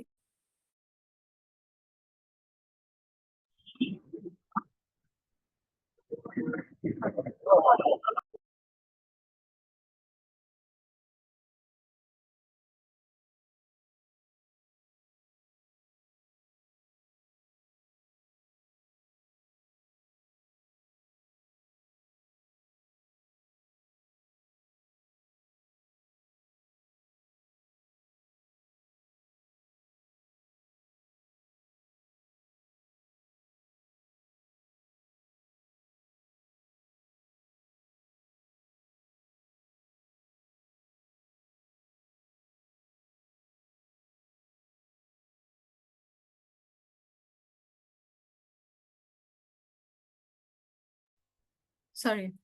ওকে, সো আমরা প্রফেশনাল ক্লিয়ারেন্স লেটারটা দেখলাম, এখন হচ্ছে আরো কিছু ব্যাপার আমরা একটু ডিসকাস করব, যে কমিউনিকেট উইথ প্রেজেন্ট অডিটরস। হ্যাঁ, সো আর কি কি ব্যাপার আছে যেগুলো নিয়ে আমার আসলে কমিউনিকেট করতে হবে প্রেজেন্ট অডিটরের সাথে। প্রেজেন্ট অডিটর বলতে যে আমি তো এখন নিউ অডিট অ্যাপয়েন্টমেন্ট পেয়েছি, বাট আগের বছরের যে অডিটর আছে তাকে আসলে প্রেজেন্ট অডিটর বলা হচ্ছে, কারণ সে তো আসলে আমার অ্যাপয়েন্টমেন্ট এবং তার রেজিগনেশন একসাথেই আসলে হয়। সো তার আগ পর্যন্ত তো সে অডিট করেছে, এই জন্য এই ওয়ার্ডটা ইউজ করা। সো কি চেক করতে হবে একটু যদি দেখি, prospective auditor should sick the prospective clients permission to contact the previous auditor. একটু আগে যে লেটারটা দেখেছিলাম প্রফেশনাল ক্লিয়ারেন্স লেটার, এটা ফর্মাল ওয়ে কি, আপনি ক্লায়েন্টের সাথে যোগাযোগ করবেন, এবিসিডি ক্লায়েন্ট আপনার, যে আপনার আগের বছর অডিটর কে ছিল, কন্ট্যাক্ট পারসন কে ছিল, মেইল আইডি ফোন নাম্বার কিছু আছে কিনা। অবভিয়াসলি তাদের কাছ থেকে ওই ইনফরমেশনটা নিয়ে তারপর হচ্ছে ওই অডিটরকে কল করে এই লেটারটা দিতে হয়। This is the formal way. But কোনো যদি প্রবলেম থাকে ক্লায়েন্টের সাথে, আগের বছর অডিটরের কোনো একটা বিষয় নিয়ে হয়তো ঝামেলা হলো, সে তখন এই এই কন্ট্যাক্টটা আপনাকে দিতে চাইবে না। তো দিতে না চাইলে তো আসলে কেন দিতে চায় নাই সেটা কি আপনি জানা উচিত না? যে নিশ্চয়ই কোনো প্রবলেম আছে, আদারওয়াইজ আগের বছর অডিটর ইনফরমেশন দিতে ক্লায়েন্টের প্রবলেমটা কোথায়? অবশ্যই কিছু আছে। সো এটা একটু আপনি অডিটর হিসেবে, আপনি যেহেতু নিউ অ্যাপয়েন্টেড হয়েছেন, নিউ অ্যাপয়েন্টেড অডিটর হিসেবে আপনাকে একটু থিঙ্ক করতে হবে যে হোয়াট ইজ দ্য প্রবলেম বা what is the issue not sharing the information. সেটা যদি না শেয়ার করে থাকে, অবশ্যই সেটাকে যাচাই করবেন যে কেন শেয়ার করছে না বা কি প্রবলেম আছে। আর এটা শেয়ার করা যদি না করে, আরেকটা ওয়ে তো আছে, সেটা হচ্ছে আইসিএবির আন্ডারে তো আমরা আসলে সব অডিটরকে সবাই চিনি। সো আসলে আপনাকে সোজাসুজি আপনি হয়তো ভাত খাওয়ার দরকার ছিল, বাট যেহেতু ক্লায়েন্ট কোঅপারেট করছে না, আপনি ঘুরিয়ে খাবেন, আপনি তো চিনেনি। অবশ্য আমাদের আইসিবির এখানে ওয়েবসাইটে সব ফার্মের অ্যাড্রেস, পার্টনারদের নাম, ফোন নাম্বার অনেক কিছুই দেয়া থাকে। So you can call from that directly and solve the issue and issue the professional clearance letter. এবং এটাও হয়তো বলতে পারবেন যে ক্লায়েন্ট আপনাদের কিন্তু ইনফরমেশন দিতে চায়নি, কোনো এমন কোনো ব্যাপার আছে কিনা আপনি এই লেটারের মাধ্যমেও আমাদেরকে জানাতে পারেন। ওকে, সো এটাই এখানে বলা হয়েছে। একটু নিজেরা পড়ে দেখেন। আমি আগে নিজের মতো করে বললাম so that you can grab it easily. এখন নিজেরা একটু পড়ে দেখেন যে আমি যে কথাটা বলেছি এটা এখানে আপনারা বুঝতে পারছেন কিনা।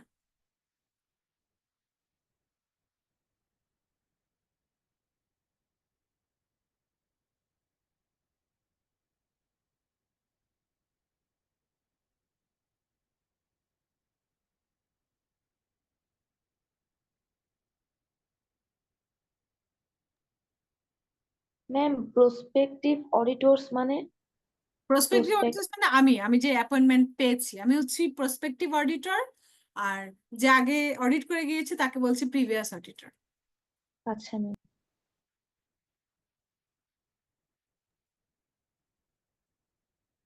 ম্যাম প্রফেশনাল ক্লিয়ারেন্স যদি চাওয়া হয় আর ওনারা যদি মেইলে রিপ্লাই না দেয় তখন? আপনি যে পাঠিয়েছেন, মেইলে পাঠান অথবা ফিজিক্যালি পাঠানো হয়, রিসিভ কপিটা আপনার জন্য, যে আমি তো যোগাযোগের ট্রাই করেছি, সে রেসপন্স না করলে is the liability of that auditors not ma'am years. যদি ফিজিক্যালি না যাওয়া হয় তাহলে যদি মেইলে মেইল রিপ্লাই যে দিয়েছেন, মেইলে যে দিয়েছেন সেই মেইলের কপিটা রেখে দিবেন। ওকে মানে এই সাদিক, ক্ষেত্রে না সময় করলেও হবে? কতটুকু? টিপু। এই ক্ষেত্রে ম্যাম সময় কতটুকু থাকে? 14 দিন এমন কি কিছু সেটা একটা? আপনার 14 ডেজ এর মধ্যে অবভিয়াসলি। ম্যাম প্রিভিয়াস অডিটর বলে যে যদি ওদের সাথে অডিট ফি নিয়ে কোনো পারপাসে যদি ঝামেলা থাকে সেক্ষেত্রে কি রিসিভ করে দিবে? তার তো রিসিভ করা, আপনি একটা চিঠি দিয়েছেন, সে চিঠির উত্তর দিক না দিক, বাট চিঠিটা যখন মেইলে দিলে তো রিসিভ করার কিছু না, বাট হার্ড কপি নিয়ে গেলে তো তার ডেস্ক থেকেই তো রিসিভ করে দিবে, তাই না? তার অর্গানাইজেশনের যে রিসিপশন থেকেই তো রিসিভ করে দিবে যে রিসিভ করলাম। অ্যান্সার দিল কি দিল না সেটা পরের ব্যাপার, কি অ্যান্সার দিল সেটাও পরের ব্যাপার, বাট আপনি কমিউনিকেট করার ট্রাই করেছেন, তার পর্যন্ত পৌঁছেছেন, that is enough for you.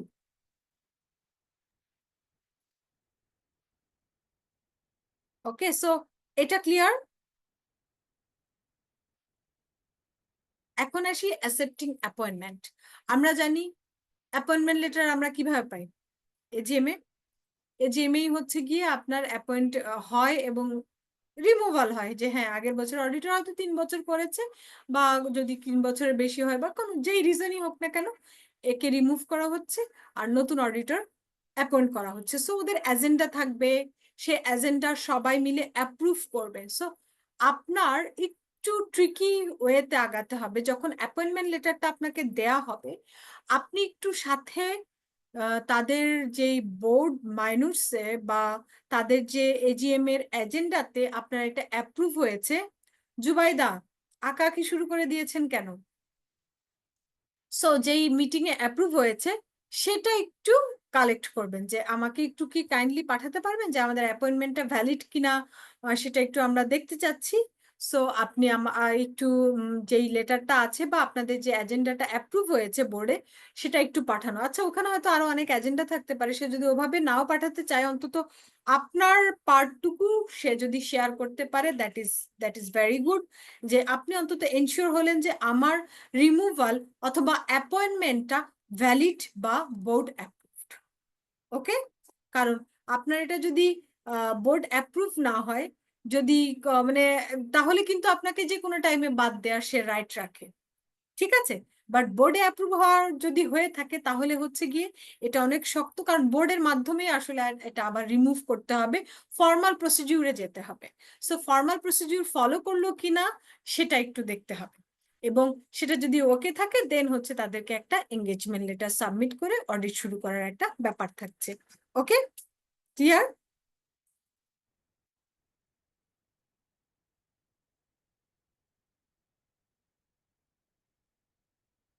আরেকটা ব্যাপার হচ্ছে, ওকে, আপনি তো প্রফেশনাল ক্লিয়ারেন্সের জন্য লাস্ট ইয়ার অডিটরকে পাঠালেন।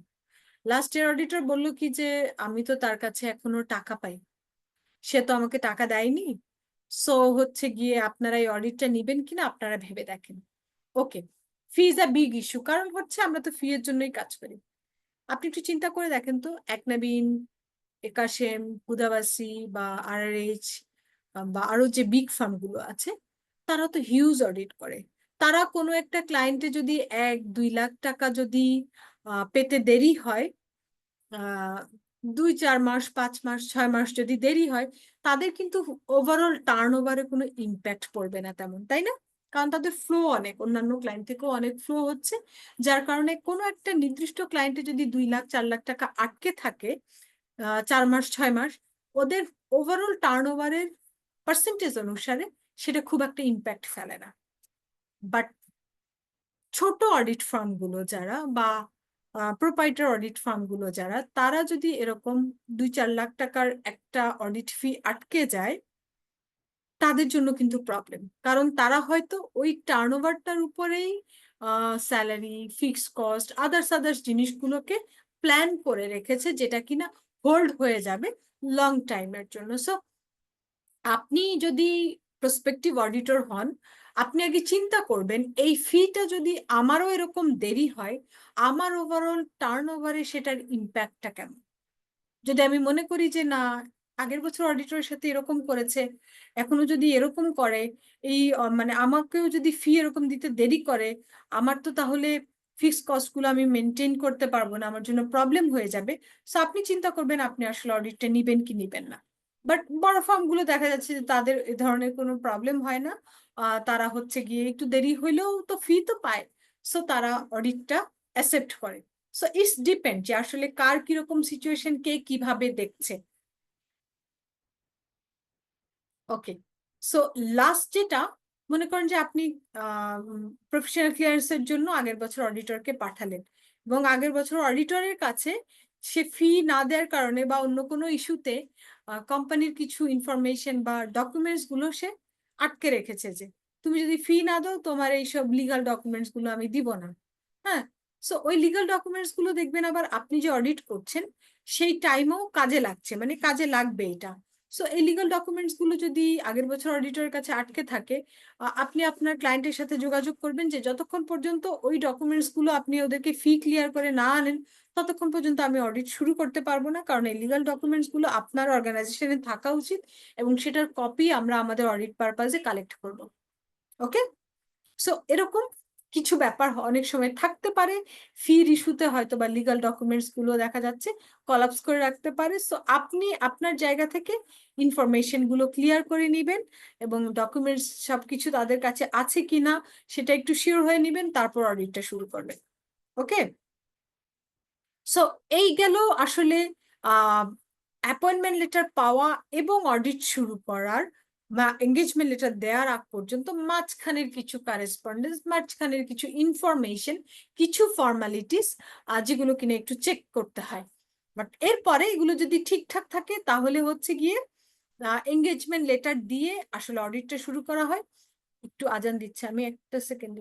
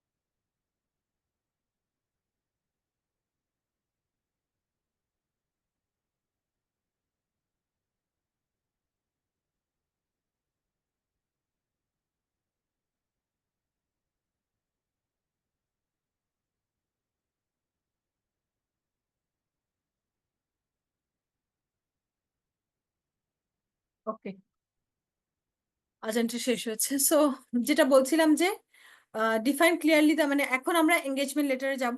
এঙ্গেজমেন্ট লেটারে কি আছে, কিভাবে কি লিখা হয়, সেগুলো তো আমরা একটু দেখবো। Agreeing terms of an engagement কি বলা আছে, define clearly the extent of the firm's responsibilities and so minimize the possibility of any misunderstanding between the client and the firm. এই এঙ্গেজমেন্ট লেটারটা দেয়াই হয় যাতে করে ক্লায়েন্ট এবং অডিটরের মাঝে কোনো ধরনের মিসআন্ডারস্ট্যান্ডিং না হয়, যেন কার কি রেসপন্সিবিলিটি সেটা ভালো মতো বোঝা যায়। Provide written confirmation of the firm's acceptance of the appointment, the scope of the engagement and the form of their report। অর্থাৎ রিটেন কনফার্মেশন পাঠায় আসলে। অনেকে বলে কি যে আপনাকে তো অ্যাপয়েন্টমেন্ট লেটার দিয়েছে, বাট আপনি অ্যাকসেপ্টেন্স করলেন কি করলেন না, বা অ্যাকসেপ্ট করলেন কি করলেন না, সেটা হয় অ্যাকসেপ্টেন্স লেটার দিয়ে জানাবেন, অথবা এই যে এঙ্গেজমেন্ট লেটারটা পাঠাচ্ছেন এটাই হচ্ছে রিটেন কনফার্মেশন যে আসলেই আপনি অডিটটা অ্যাকসেপ্ট করেছেন। ঠিক আছে, সো একটা হচ্ছে অ্যাকসেপ্টেন্স লেটার আলাদা করে পাঠানো, আরেকটা হচ্ছে এই যে এঙ্গেজমেন্ট লেটারটা পাঠাচ্ছেন এটাই আসলে ফর্মাল কনফার্মেশন যে আপনি অডিটটা অ্যাকসেপ্ট করেছেন।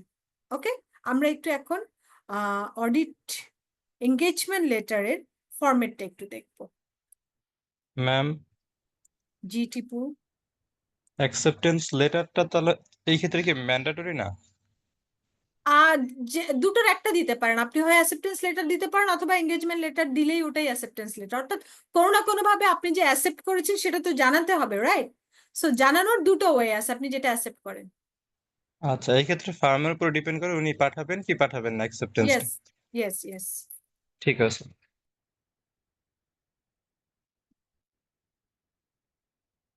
ওকে, সো আমি এঙ্গেজমেন্ট লেটার একটা ফরম্যাট একটু শেয়ার করছি আপনাদের সাথে।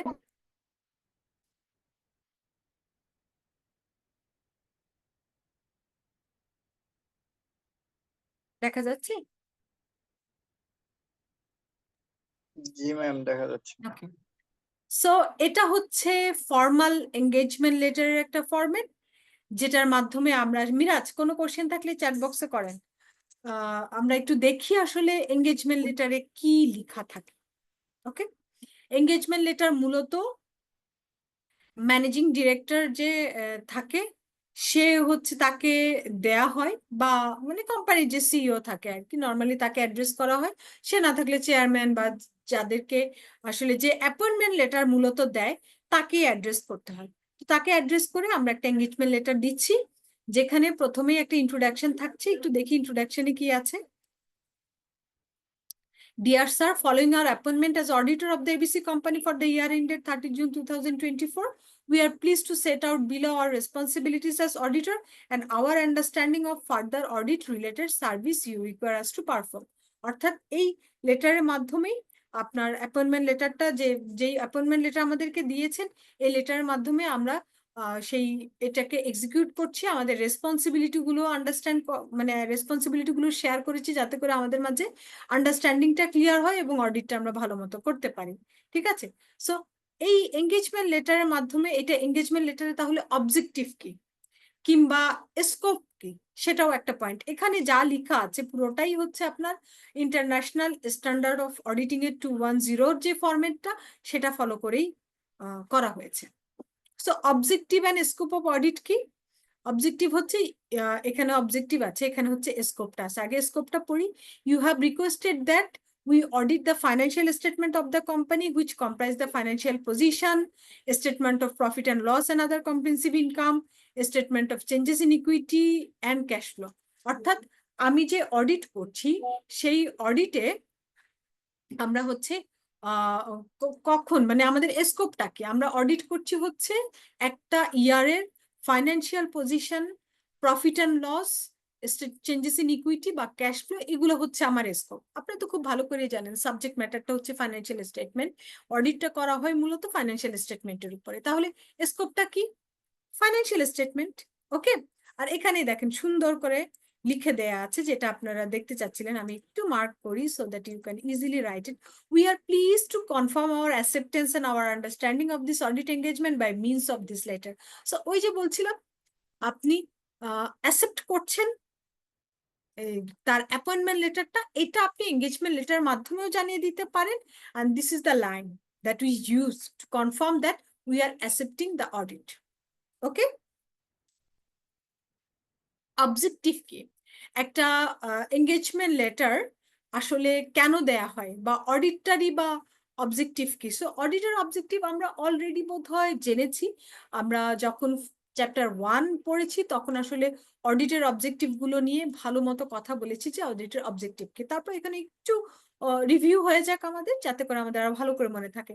The objectives of our audit are to obtain reasonable assurance. Obtain reasonable assurance. So এই যে প্রথম ক্লাসে বলেছি যে আমার ইয়া দেওয়া সম্ভব না, আমার হচ্ছে অ্যাবসোলিউট অ্যাসুরেন্স দেওয়া সম্ভব না, এটা হচ্ছে সেটা যে আসলেই আমার স্ট্যান্ডার্ডই বলে দিয়েছে যে রিজনেবল অ্যাসুরেন্স দিতে হবে। ঠিক আছে? সো রিজনেবল অ্যাসুরেন্স যদি দিতে হয়, স্ট্যান্ডার্ডে যদি বলে থাকে, তাহলে কি আপনি কোনোভাবে অ্যাবসোলিউট অ্যাসুরেন্স দিতে পারবেন? বলেন। No ma'am. No ma'am. Okay, so এই স্ট্যান্ডার্ডই বলছিল যে স্ট্যান্ডার্ডই কিন্তু লিমিট করে দিয়েছে যে আমরা রিজনেবল অ্যাসুরেন্স দিতে পারবো।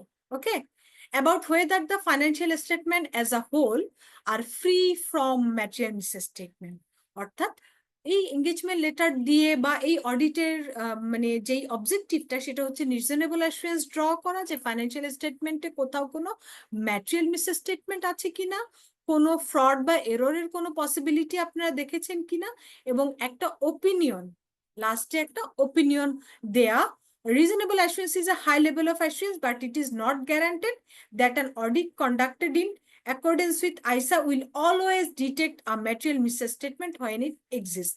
So আমি এই লাইনটাকে একটু মার্ক করছি এই কারণে, কারণ এটা আপনাদেরকে ইজিলি আইডেন্টিফাই করতে সুবিধা হচ্ছে যে আমরা যে বারবার বলি ফ্রড ধরা, এরর ধরা অডিটরের কাজ না, অডিটর হচ্ছে ফ্রড বা এররের কোনো ইন্ডিকেশন থাকলে সেটা দিবে।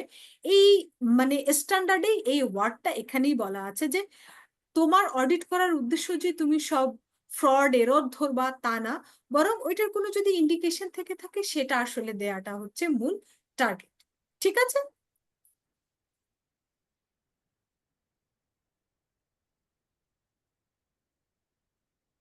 ওকে, সো আর দেখি misstatement can arise from fraud and error are considered material if. আচ্ছা, যাই হোক, এটা আমরা আরেকটু পরে ডিসকাস করব যখন আমরা ম্যাটেরিয়ালিটি পড়বো চ্যাপ্টার 3-তে, যে ইকোনমিক ডিসিশনকে ইনফ্লুয়েন্স করে এমন কোনো কিছু আছে কিনা যেটা তোমার ফ্রড বা এররের সাথে রিলেটেড, সেগুলোও কিন্তু অডিটের অবজেক্টিভের মধ্যে বা ওপিনিয়নের মধ্যে তোমাকে আনতে হবে যদি এমন কিছু তোমাদের চোখে পড়ে থাকে।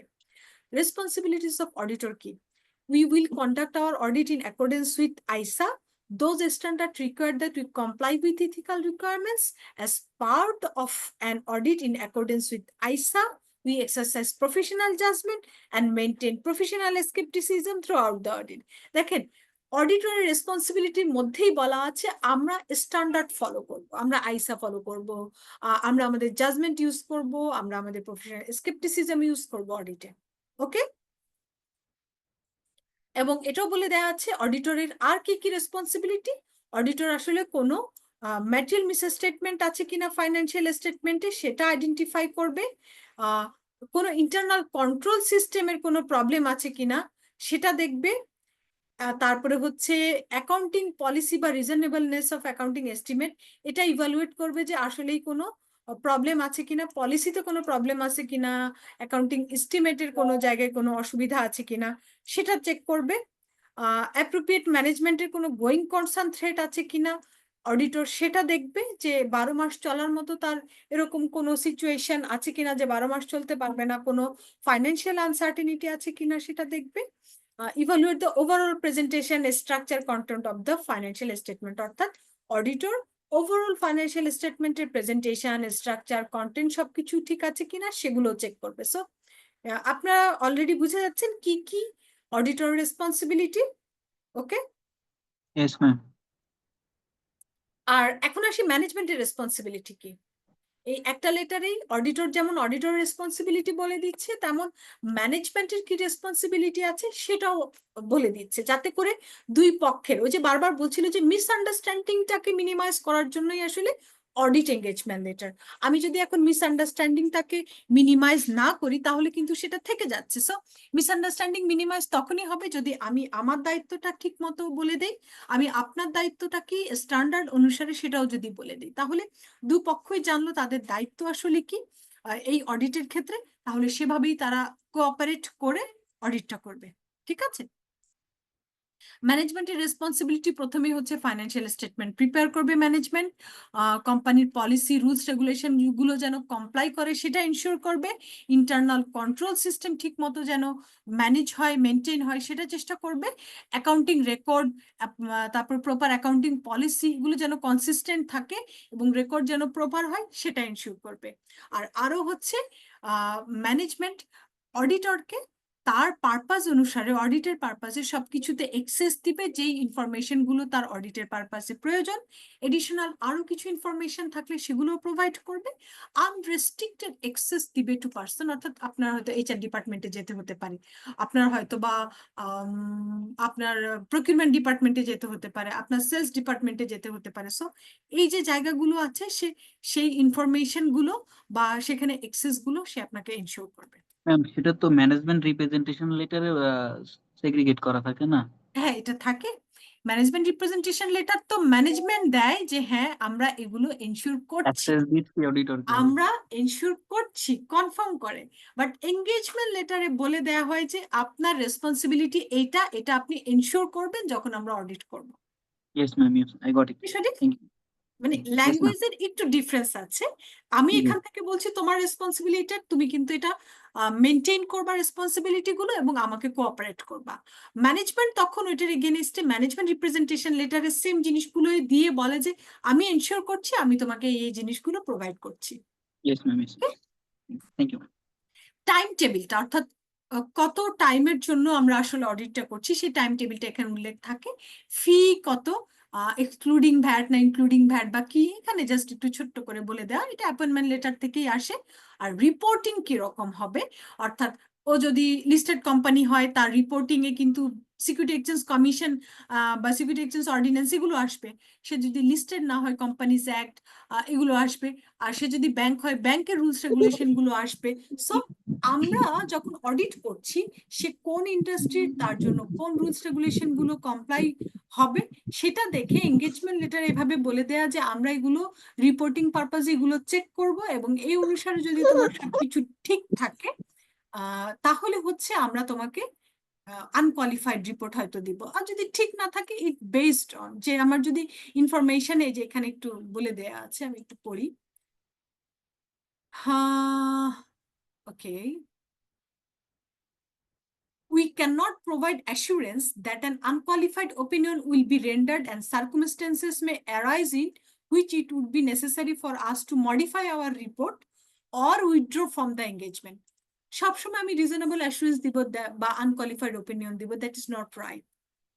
সার্কুমস্টেন্সেস আমাকে যদি বলে যে তোমার অডিট রিপোর্টকে মডিফাই করতে, কোয়ালিফাই বা অ্যাডভার্স অথবা ডিসক্লেমার ওপিনিয়ন দিতে, অবশ্যই আমাকে সেটা দিতে হবে। বা আমার যদি এমন কোনো পরিস্থিতি হয় যে আমাকে উইথড্র করে নিতে হচ্ছে engagement, I will do that. এটা ম্যানেজমেন্টকে আগেই জানিয়ে রাখা যে তুমি সবসময় এক্সপেক্ট করো না যে আনকোয়ালিফাইড রিপোর্টই হবে।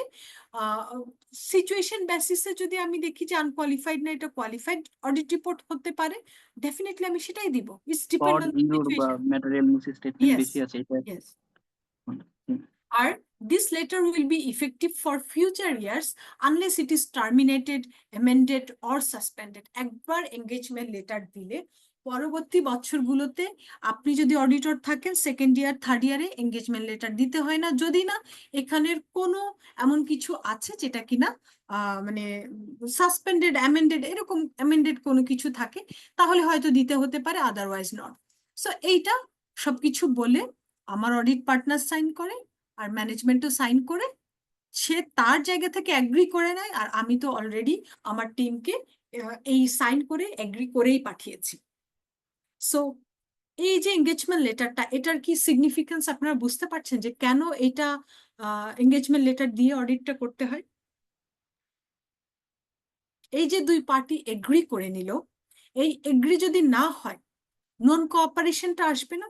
এখন যদি কোঅপারেট না করতে চাই, এঙ্গেজমেন্ট লেটারটা আপনি দিবেন যে এখানেই তো আপনারা এগ্রি করেছেন যে আপনারা আমাদেরকে কোঅপারেট করবেন। সাইন না, দুই পক্ষে সাইন করে না, এটা তার মানে Yes, কি ma'am. এগ্রি করে নিচ্ছে। সো তারপরেও যদি নন কোঅপারেশন হয়, definitely you should raise your voice and show they এখানে আপনারা সাইন করেছেন to agree all of this terms and agreement.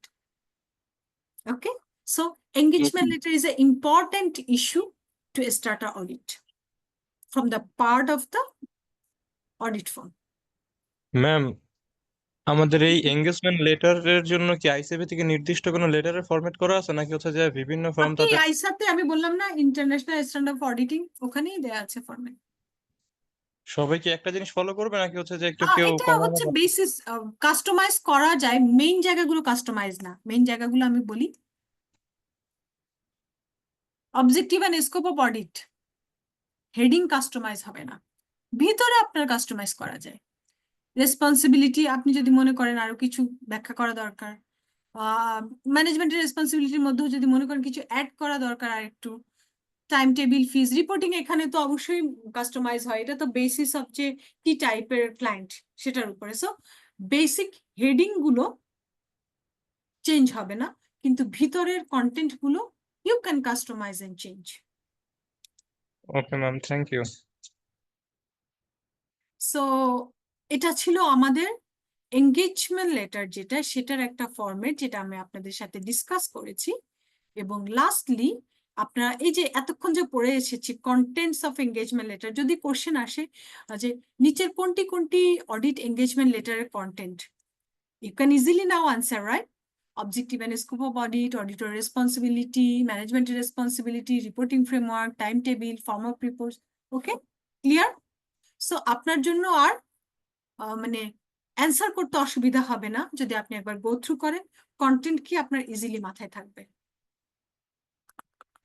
Okay, so last যেই স্লাইডটা, এটার পরে তো আর স্লাইড থাকার কথা না, yes, this is the last slide of the chapter 2। এখানে কি বলা আছে আমরা একটু দেখি। আপনাদের যখন এঙ্গেজমেন্ট লেটার পড়িয়েছি একটা লাইন ছিল না যে this engagement letter will continue in future years otherwise suspended, amended. So একবার এঙ্গেজমেন্ট লেটার দিলে আর দিতে হবে কিনা এরকম একটা কোশ্চেন আছে। এটার উত্তর হচ্ছে ইয়েস নো দুটোই হতে পারে। একটা হচ্ছে একবার এঙ্গেজমেন্ট লেটার দিলে পরে আর এঙ্গেজমেন্ট লেটার দিতে হবে না, যদি না কোনো কিছু চেঞ্জ না হয়, কোনো কিছু সিচুয়েশন যদি চেঞ্জ না হয়, এক এঙ্গেজমেন্ট লেটার দিয়েই আপনি পরবর্তী বছরগুলোতে আপনি অডিট করে যেতে পারবেন। মনে করেন আপনি পরের বছর অডিট করলেন, তারপর আবার 3 বছর গ্যাপ পড়লো, আপনার আরেক অডিটর করলো, তারপর আবার 3 বছর পরে যখন আবার অডিট শুরু করবেন তখন কিন্তু আবার অডিট এঙ্গেজমেন্ট লেটার দিতে হবে। অর্থাৎ গ্যাপ পড়লেই আপনি নিউ অডিটর। আবার বলি, গ্যাপ পড়লেই আপনি নিউ অডিটর, বাট গ্যাপ না পড়ে যদি আপনি কনসিকুয়েন্সি করে যান তাহলে একবার এঙ্গেজমেন্ট লেটার দিলে আর দিতে হবে না, কারণ রেসপন্সিবিলিটি কি সে অলরেডি জানে। আপনার রেসপন্সিবিলিটি, তার রেসপন্সিবিলিটি, প্রত্যেক বছর বছর তো বুঝাইতে হবে না যার যার রেসপন্সিবিলিটি। ক্লিয়ার? যার কারণে একবার এঙ্গেজমেন্ট লেটার দিলে পরের বছরগুলোতে দিতে হয় না। আর যদি বলে যে ইয়েসও হতে পারে, ইয়েস, একবার এঙ্গেজমেন্ট লেটার দিলে আবারও দিতে হয় যদি নিচের কারণগুলো ঘটে। কি কি কারণ একটু দেখি, যে এই কারণগুলো যদি ঘটে তাহলে এঙ্গেজমেন্ট লেটার পরের বছরও দিতে হতে পারে, otherwise not. Any indication that the entity misunderstand the objective and scope of the audit. আসলে রোজার লাস্ট মুহূর্তে এসে কথা বলাটা একটু ডিফিকাল্ট, আমার অলরেডি গলা শুকিয়ে আসছে। যাই হোক, আল্লাহ কবুল করুক সবকিছু।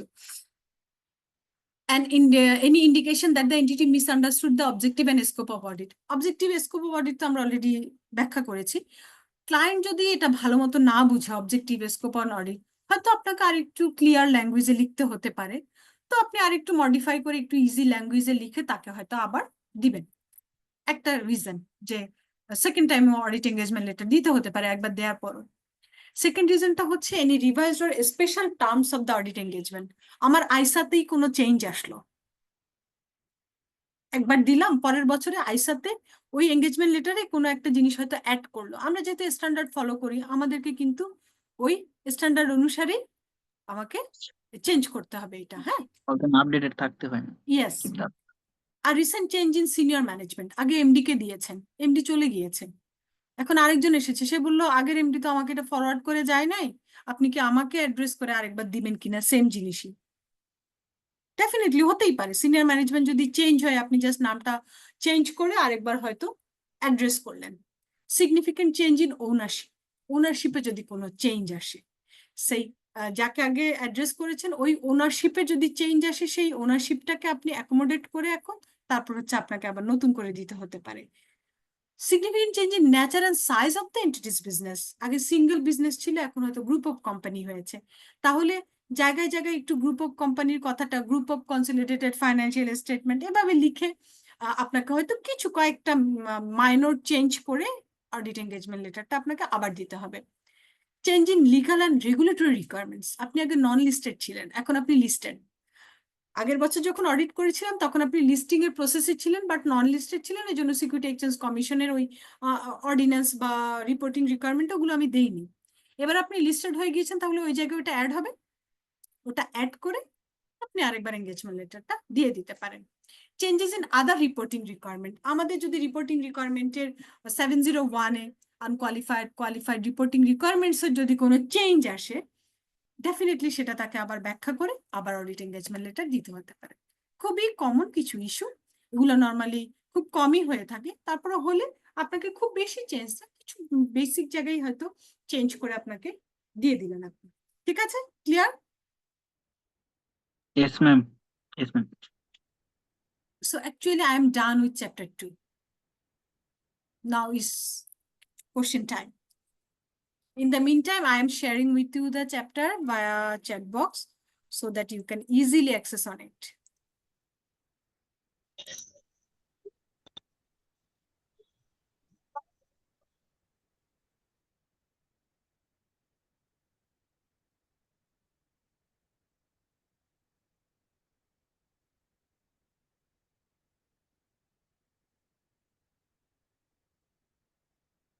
Question, please.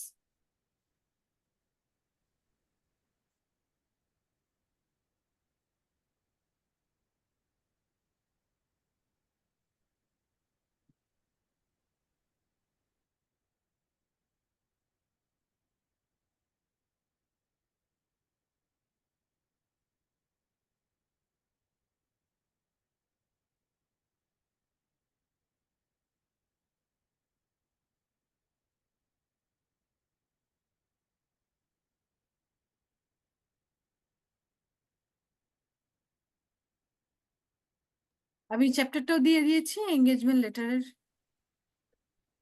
যাচ্ছে না দিয়ে দিয়েছি, একটু দেখেন যে আপনারা পেয়েছেন কিনা। Yes, ma'am. Got it. Okay, ma'am আপনি যে বললেন যে অ্যাপয়েন্টমেন্ট লেটারের ক্ষেত্রে যে বোর্ডে অ্যাপ্রুভ হতে হয় ওইটা আমি বুঝতে পারিনি। আপনি অ্যাপয়েন্টেড হবেন, সেটা কি কোনো নির্দিষ্ট শুধু একজন অ্যাপ্রুভ করে যে আমি এবছর অডিটর একে দিলাম, আরেক বছর অডিটর আরেকজনকে দিলাম, এরকম কি হয়? এটা তো বোর্ডে অ্যাপ্রুভ হয়, এজিএমে অ্যাপ্রুভ হয়, সেখানে মানে ওনার যারা থাকে সবাই থাকে তাদের সম্মতিতেই, তো সেখানে একটা এজেন্ডা থাকে, তারা সবাই যদি ভোট দেয় তাহলেই ওটা সর্বসম্মতিক্রমে আপনি অ্যাপয়েন্টেড। এখন অনেক সময় হয় যে বোর্ডকে বাইপাস করে কেউ একজন একা দিল আপনাকে হয়তো অ্যাপয়েন্টমেন্ট, সে একাই আবার রিজেক্টও করে দিতে পারে, অর্থাৎ আপনার অ্যাপয়েন্টমেন্টটা আসলে স্ট্রং কিনা বা সবার সম্মতিক্রমে হয়েছে কিনা সেটা জানতে হবে, সেজন্যই এজিএম এর কপিটা নেওয়া। Ma'am clear? এজিএম এর কপিটা কেমন হয়? মিটিং মাইনার্স মিটিং এজেন্ডা যেরকম হয়, এজেন্ডা থাকে, এজেন্ডা সর্বসম্মতিক্রমে অ্যাপ্রুভ হলে ওই লেখা থাকে যে সর্বসম্মতিক্রমে এটা অ্যাপ্রুভড। একটা ডামি ফরম্যাট কি পাওয়া যাবে ম্যাম? সেটা আপনি নেটে সার্চ দিলে পেয়ে যেতে পারেন। ঠিক আছে ম্যাম।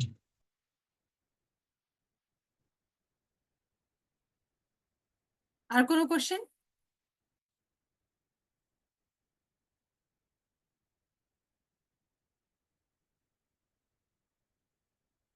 কোশ্চেন থাকলে রেজ করুন। মেহেদি, কোশ্চেন নেই। আচ্ছা নেক্সট ক্লাসে আমি কোশ্চেন আছে, টাইম আছে, আপনার করতে পারেন 2-4 মিনিট। আর নেক্সট ক্লাসে চ্যাপ্টার 3টা শুরু করব, তার আগে শুরু করার আগে যদি কোনো কোশ্চেন থাকে, নেক্সট ক্লাস মনে হয় ঈদের পরে hopefully, I don't know. So তখন হচ্ছে গিয়ে দুটো ক্লাস হয়তো একসাথে নেওয়ার পসিবিলিটি বেশি। চ্যাপ্টার 3টা নিব, আর চ্যাপ্টার 3 শুরু করার আগে চ্যাপ্টার 2 তারপরেও একটু কোনো কোশ্চেন আছে কিনা আপনাদের, সেটা আপনাদের থেকে জেনে নিব। ঠিক আছে? Yes ma'am. Okay ma'am. Yes ma'am. Okay, so আজকের মতো কি আমরা ক্লোজ করতে পারি? Yes ma'am. Sure ma'am. কোশ্চেনের সুযোগ থাকছে নেক্সট ক্লাসে ইনশাল্লাহ। ভালো মতো রিভিউ দিন, কোনো কোশ্চেন থাকলে আমি অবশ্যই আছি সেগুলোর অ্যান্সার করার জন্য।